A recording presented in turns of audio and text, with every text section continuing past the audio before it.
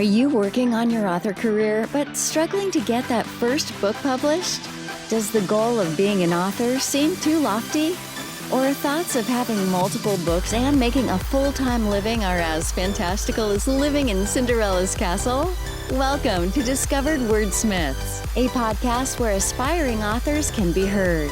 Join Stephen Schneider as he finds and talks to authors you may not know, but authors that have gotten their foot on the author career path. Hear what they've done to get there and where they want to go now. Settle back. It's time for a bit of inspiration and advice. Come listen to today's Discovered Wordsmith. Brought to you by Mind Architecture.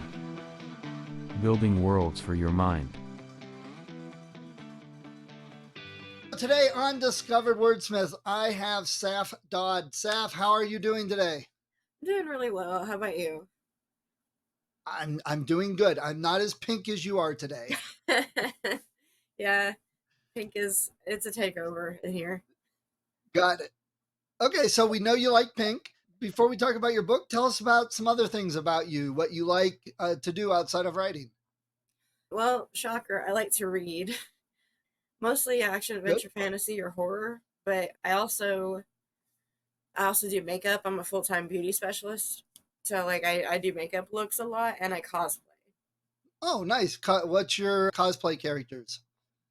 Ladybug from Miraculous Ladybug, Marinette from Miraculous Ladybug, Sailor Moon, Alice from Alice in Wonderland, both versions, and Cinderella, and a couple of characters from Bluey.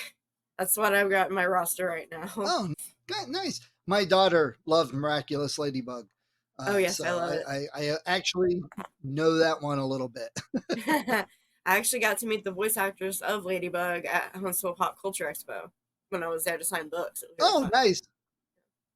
Yeah, that's always fun to do. There's been a lot more of those in recent years. I think it's a good change in the culture that there's so much of this available now. So tell us, where do you live? And if there's anything really cool about where you live?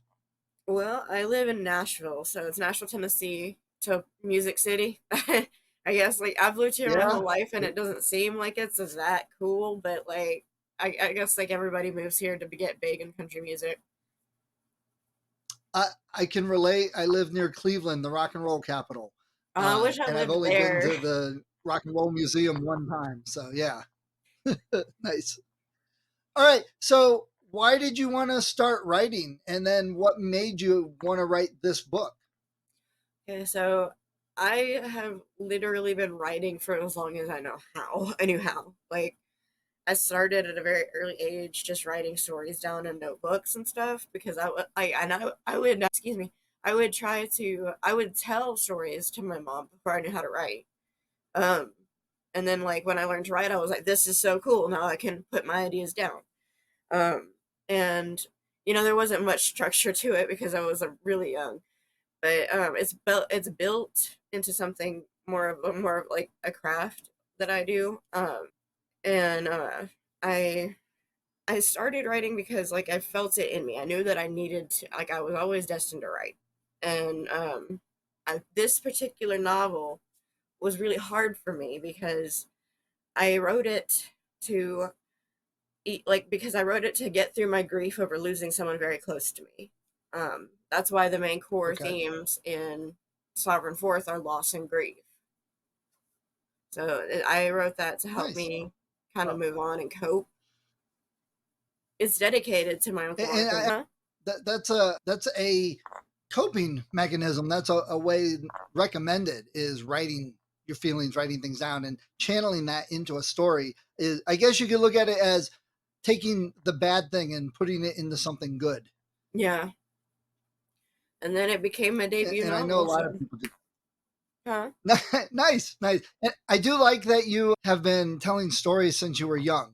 That's one of the things I've been working on talking to parents about is, our kids should tell stories. Our kids should learn to tell stories more so at the beginning than spelling or grammar, because that will come.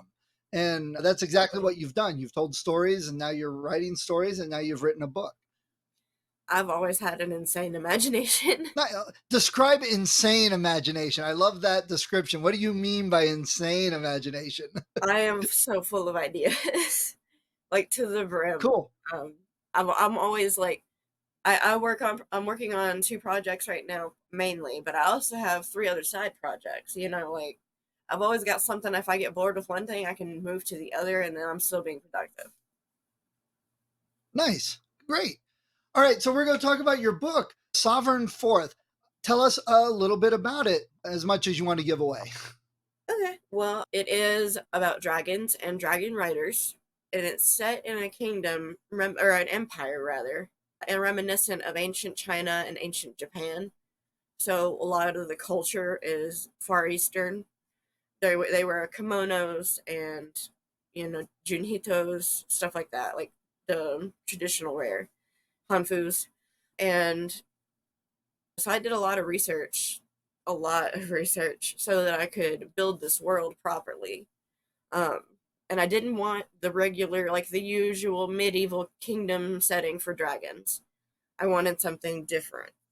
And I figured that this hadn't been done before, so as far as I knew, it hadn't been done before. So I was like, well, I could do it this way. And it's like a lot of the themes are grief and loss, of course, but then there's also a lot of action, a lot of adventure, and there's found family. Some people really like that genre. But yeah, it was like that's I don't know how else to say about it. I'm sorry. I've So, never been so interviewed did before. you do any? That's fine. Did you do any research into what types of dragons there are in Chinese mythology as opposed to, I did. Eastern Europe or something?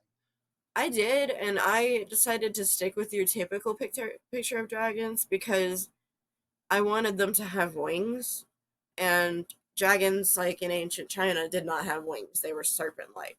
And there are dragons in the Right. universe that I write that are like that. There are different species of dragons. It's just the most common one is the one that has 4 legs and 2 wings. I got it. So you kind of made it your own. Yeah. Okay. And so what's you said it's got dragons, it's medieval. What's the basic story? Is it someone trying to take over a kingdom, or what's going on in the story? Okay, so it starts with Tenma, the main character, and she's a little girl, and she witnesses the death of her mother, and then like for her entire life her dragon has been watching her from afar. She does not know she's a dragon rider. But her dragon Artemis has watched her grow up because dragons and dragon riders cannot be super separate, or they will feel it, and it'll be very upsetting and very distressful for them. So, Tenma's father agreed to let Artemis stay in the woods outside of their house so that he could watch Tenma. And one night there's a fire, and Tenma's sister Mira and her father Miros appear to have not made it. Tenma she sees somebody in the house while she's trying to get to her father's room, so she runs back upstairs, and it ends up she gets thrown out of a window, and that's how her dragon was able to save her. Now she is the sovereign, which is the conduit to the god of lightning's the conduit to the god of lightning, and she was chosen at birth, and her father wanted to keep her from that, so he didn't allow any of that to be part of her life. And then, but when he passed away, she was brought to the capital where the court wizard Lathan is going to train her to like harness the power of hero, learn magic, and some sword fighting. So she becomes the court wizard's apprentice. They're really like I love my cast of characters, but I'm a little biased. There's a lynx demon who is my favorite. They're called Sibellans, and Sibellans used to be animals that are demons that turned into humans. And so he has cat ears and a cat tail, and he's one of my favorites to write about. He's very snarky, very smart alecky, very aloof into. And then my second favorite character is Catania. She is a seer, and she's a part of the elite guard, and so she's like a rank above Tenma, but she's always been like a mother figure to Tenma since she came there. And this book is about her learning how to harness this power and also losing a lot of people that she loves. You know, there's a lot of, I wouldn't say I'm George R. R. Martin levels, but I don't shy away from character death because I feel, but I always want to make it mean something. I don't just kill characters because I want to. I want to make it mean something, their death, that can progress the Right. story further. Okay. And so this seems a very deep book. It's not. Is it like YA, or what genre level would you put it at? Like I don't want to say YA because I know that there are like 13-year-olds that are included in YA. Like a lot, like it does touch on some troubling subjects like human trafficking and stuff like that. So there's nothing explicit in it, but I think it's more for an audience of 16 to 27-year-olds, you know, is more of my target audience. And That, I'm not sure what that's called, but that's well, what I, I think there's the new adult genre, but a lot of time is drama, not fantasy. I have a problem with some of our designations because like YA is more of a demographic, not a genre. You know, mhm. there's horror in YA, there's romance in YA. You know, Yeah, so this is like Y YA or new adult fantasy is new what it adult. sounds like. That sounds cool. Yeah, it's That's something to check out.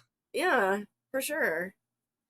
But So like I I'm huh? sorry. We No, got a you bit go of a ahead. lag. I apologize. Go ahead and finish what you were saying. I've put like and almost every character mentioned in the book, even side characters have like a full fleshed out backstory that I only have. So I started a Patreon to start posting that stuff. But you know, like I Nice. yeah. What were you gonna say? I was going to ask if you've ever read the Dragon Riders of Pern series. I have. I read them when I was very young, Okay. and that's what got my interest in dragons started. I loved all of Anne McCaffrey's Okay. books. So she Okay. Yeah, actually, it's funny. I got a buddy that loves those books. I couldn't get into them as much. There's other fantasy I do read, but for some reason, I just couldn't get into Dragon Riders. it's a unique genre. And like I took a little bit of inspiration from them because the different types of dragons are different colors. So like Artemis Tema's dragon is a bronze dragon, which is one of he's the last bronze dragon. Um so and they're very large. So they have different size, shape, and color. Okay. Have you run across the Dragonlance series? I have not. That you might want to check that one out. It is a Wizards of the Coast, so it's associated with Dungeons and Dragons. Mhm. In fact, it started as Dungeons and Dragons campaigns, but it's a world. The world when the books start don't have dragons, but the whole first trilogy is all about the dragons coming back, and Oh, there's a war.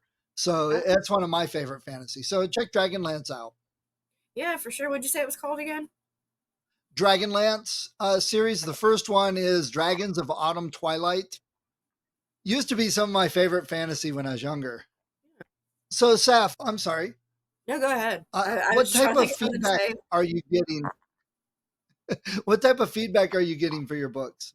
I'm mostly positive, and I'm really happy about that. Like, I don't think I've gotten a bad review yet, but no, you know, someone might have not liked it and just not reviewed it. I know that there's always room for improvement. You know, you never stop honing your craft. Always, yeah. You know, so, but it's been getting pretty positive feedback. I was invited to sign books at Pop Culture Expo in Huntsville last this April, and I sold out of my novel there. That's amazing. That's awesome. Great. So, if you had a choice, would you like to see this book turned into a movie or a TV show? TV show because I think that if the people who did Game of Thrones and stuff like that got a hold of it, it could be something really great. Because I don't know, I feel like Okay. movies Yeah, there's a you have to cut out stuff in movies and like I don't know, and you like lose the creative license when you do that. It's like if it was gonna be turned into some kind of media, I'd like it to be an either an anime or a TV show because there I have say so and stuff like that. right. I'd love to have more really good anime fantasy. Yes. So do you have a website that people can go to? I don't have a website. I have a Facebook page. It's just Saph Dodd. Okay. And I have a Patreon as well, just if anybody was interested in that. I post backstories, chapters, pictures of characters that I've done. I put and the also the journey of publishing. I try to show a little bit on there. It's still brand new, but I do have lots of plans for it. I've got this month's bonus chapter is already finished. I just have to edit it. Okay, great. We'll make sure and put a link in the show notes for that. Thank you. So do you have plans for a book? You mentioned you have a couple projects. Do you have Mhm. plans for a book 2 in this series, or what are some of your other books coming up? Okay, so this series has 3 books, 3 installments. The second one is being edited right now, so hopefully be released by sometime like beginning of next year. And Okay. I am working on another project that I'm going to take to a publisher that is it's Rumpelstiltskin meets Prince and the Pauper. And if you don't know, like, do you know Rumpelstiltskin? Oh yeah. Oh yeah. Okay. Well, do you know the Prince and the Pauper? Like the two that looked the same and swapped Of places? course. Okay, so the idea Yeah. is that Rumpelstiltskin was promised a firstborn child if he spun gold, drawn to gold for this woman. And this woman was desperate because she was going to be killed if she didn't spin the straw into gold. So she took the Right. deal, and whenever she marries the king and gets pregnant, Rumpelstiltskin shows up again and tells her that's what he wants, and she has the baby. It turns out there's twins. One has golden hair, one has brown hair like their mother.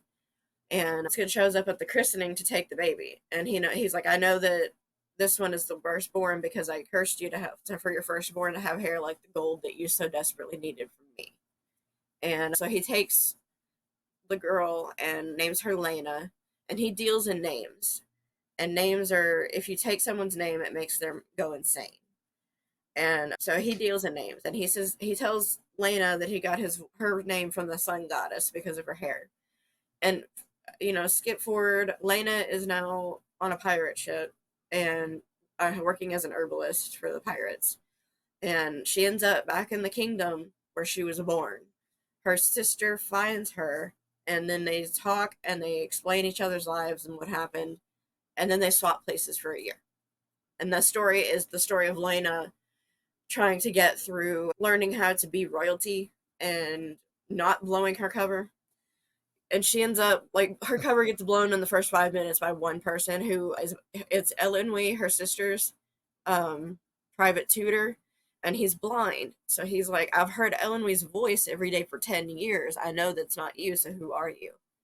And so she tells him who she is, and then he helps her learn how to be a princess. And then the rest of it's like, there's action and stuff, like, Rumpelstiltskin wants to get her back, but, that's the gist. Nice. Okay. And when do you have plans for that to come out? What's the hope? It is in the editing process right now, and I'm not sure I'm going to go to the same publisher. I'm thinking about going to another literary agent and, like, querying the manuscript, because I'd like to have representation and hopefully get it to a Okay. nice publisher.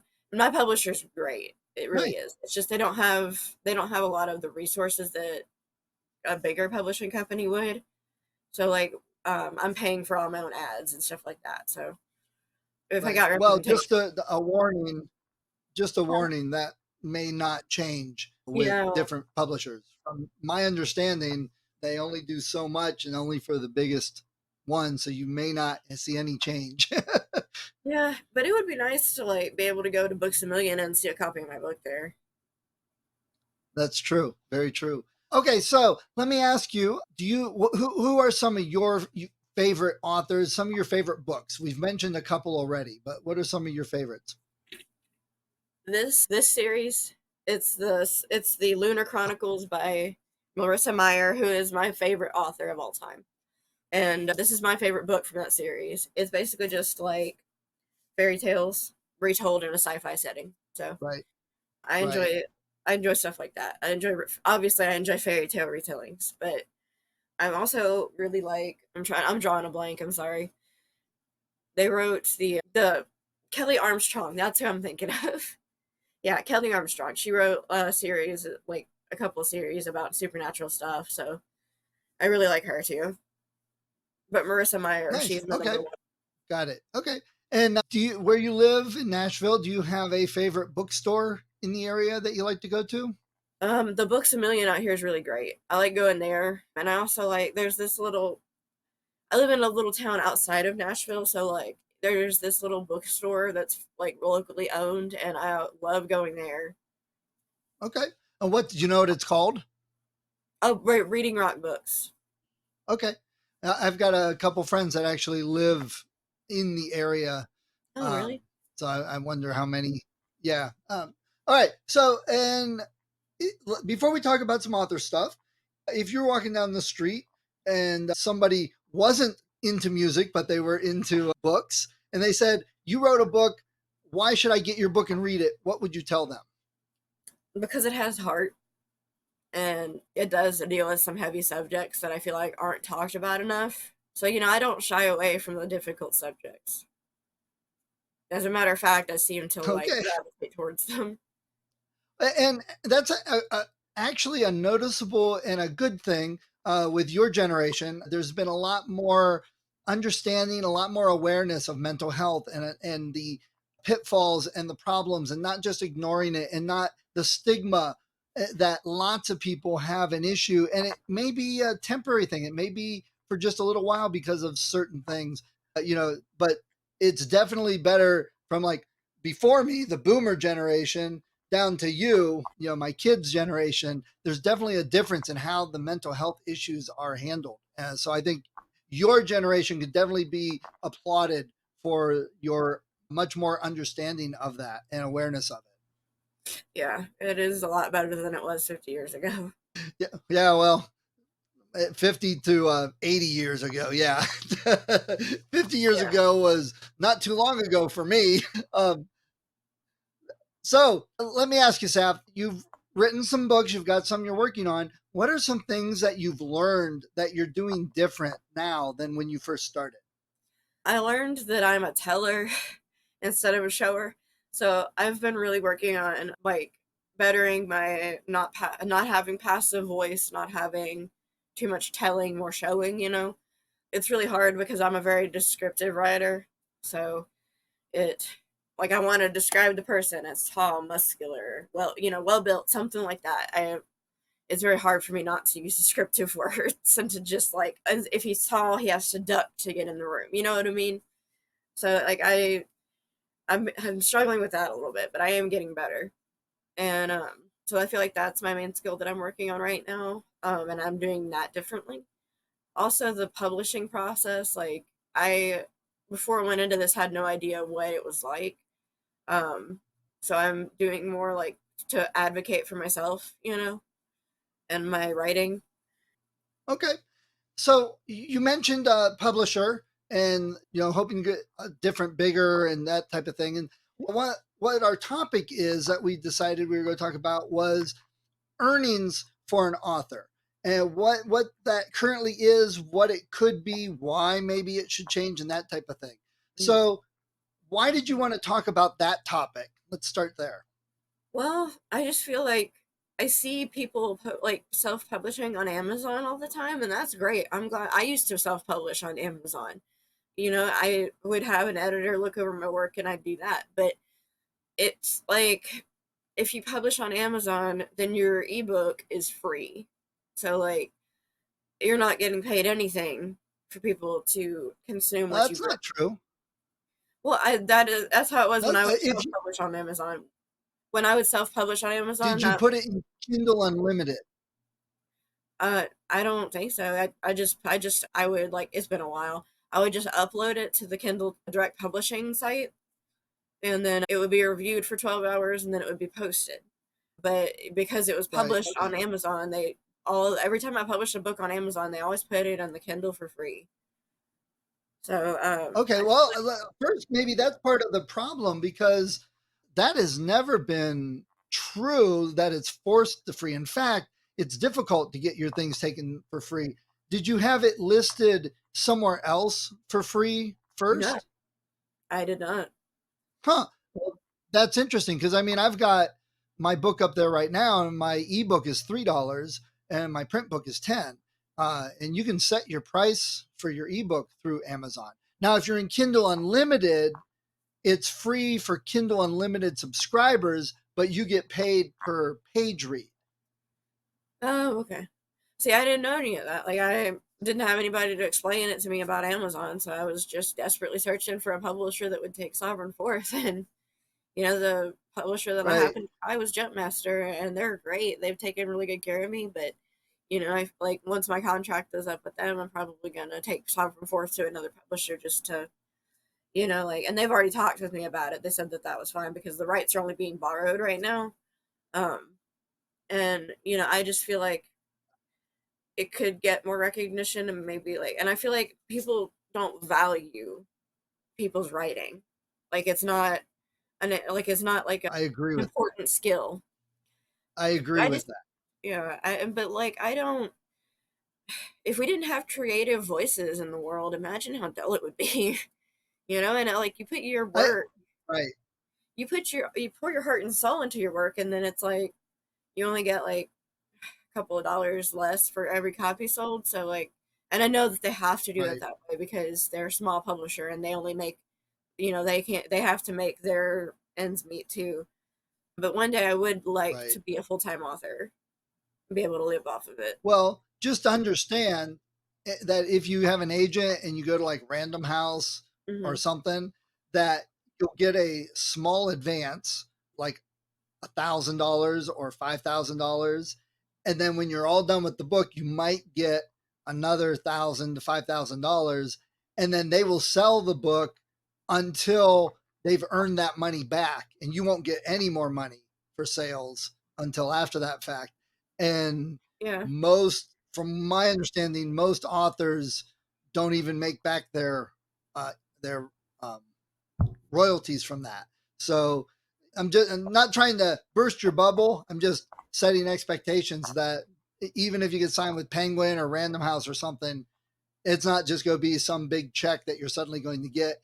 And they only do so much. They take an even bigger percentage of royalties. So for like a $10 book, you might only get 40 cents for every one that's sold after you pay out on your advance. So just making you aware, and anyone else listening, that that's really how it works. And you're still expected to do your own marketing, like to get on podcasts and to do Yeah. things like that. So, and you did touch upon a pet peeve of mine, though, that for music, because I'm a musician, and for writing, is that you practice as a musician for years. You go through lessons, you practice, you play, you just spend all this time perfecting your skill. And then you come out with music, and people say, well, I'm not going to pay for that, because they, Yeah. like you said, don't value the skill that it took. Or you come out with this album that's an amazing album. People are like, you could have done better. And that's not really, and they don't have any understanding of the skill and what it takes. And the same with writing. Most books now are $15 to $20. Hardbacks are $25, $30. And people are like, oh, I'm not paying that for a book. It's like, but really, this book, it costs as much as a movie ticket, and a movie ticket is for 2 hours. And this book will last you for like 6 to 8 hours of entertainment. So Right. I don't get people's thinking on that. It is annoying. Um, but like you said, Jumpmaster and many of the other publishers do help out and help get some of that out there. I know I thought Jumpmaster had a wonderful booth at the Yeah. Scares That Care that I was a part of. So you do get that benefit. Have you ever looked into not just self-publishing, but selling your book through your website? I don't have a website. I just have a Facebook page and a Patreon. That's Patreon too. That's just an option you have as an independent author, Hmm. is being able to take your book and having the website, put it on the website. So if I put my print book on the website for $10, I'm plus shipping. Don't count shipping for a minute, but it's $10. I would make more by printing the book myself and selling it than putting it on Amazon and letting them print and sell it.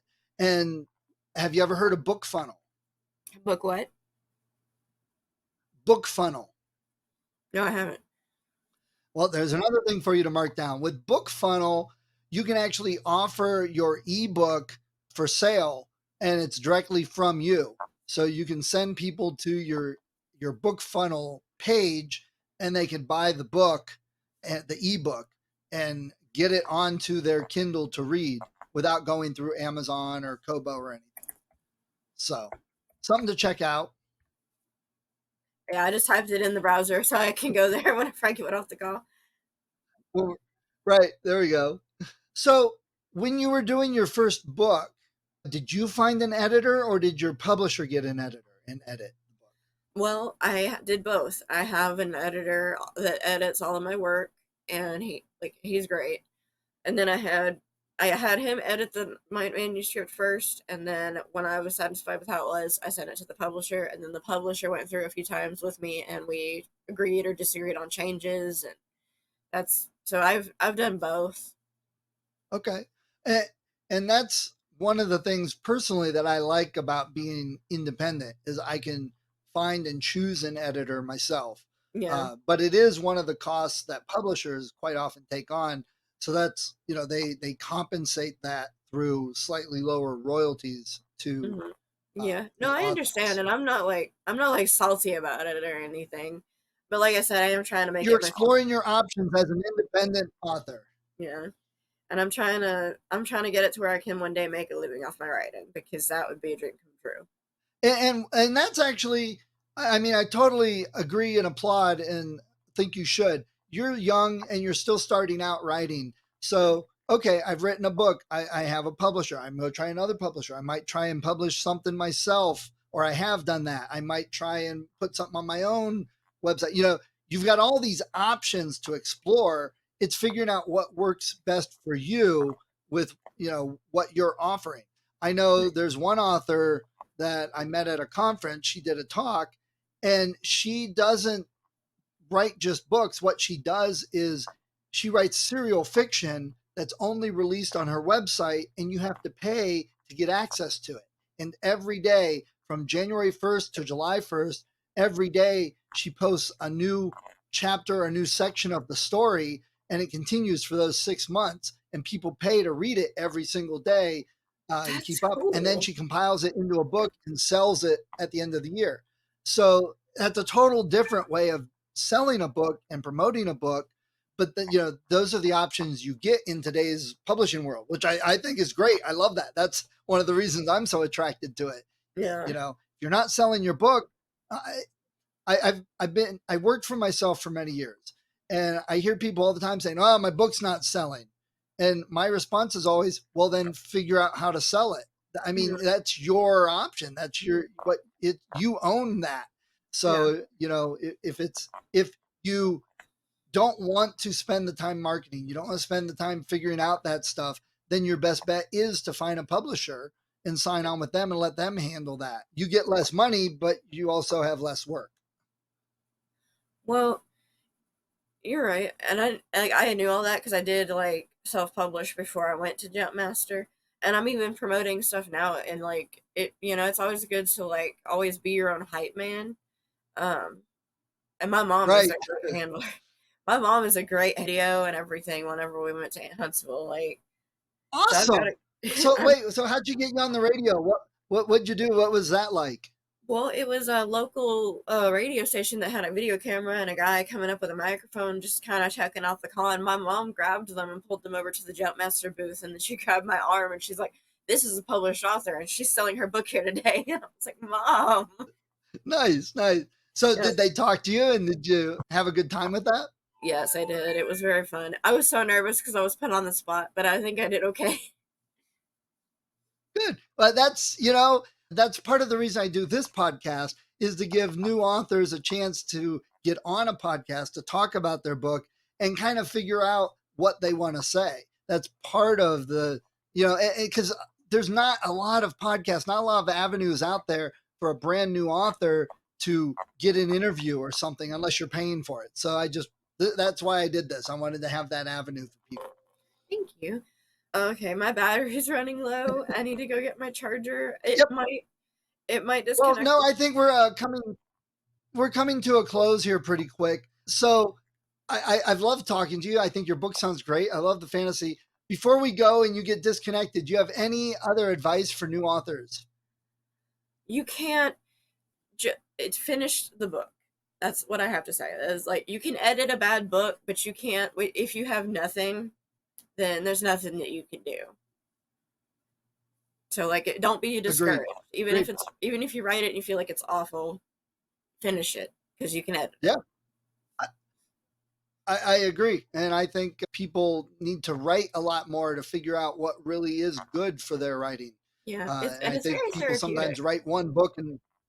Yeah. Yes. Yeah. Right. And that's why you wrote, right? Exactly. All right. Saph, I appreciate you jumping on and talking today. Your book sounds great, and I wish you luck on it. Thank you. Thank you. I appreciate you having me. It was great to meet you. Hi, if you enjoyed this episode of Discovered Wordsmiths, please support the author. Go to their website, go to Amazon, look them up, get the book. And if you click on the link that I have in the show notes, you'll also help support the podcast so I can keep the hosting and all the software I use and keep it running to help more authors. When I am recording this, we've got over 100 episodes, lots of authors. Go to the website, discoveredwordsmiths.com. Check it out. There's a lot of great authors, probably in some genre that you love. See what they have. Check out their books. That's what the point of the podcast is for. So people can discover new authors, find some new books they love, support the authors so they can continue writing. So please support them. And if you do like the podcast, if you've been thinking of podcasting or you're a writer, I've got some links also at the website. Click on those if you're interested in any of the software or services that I talk about. Everything that I have there is something I use, so I've got an affiliate link. Again, it's a little bit, if everyone clicked on those, if they were going to get it anyway, it helps keep the podcast going. So let's all help each other out and discover more authors to read.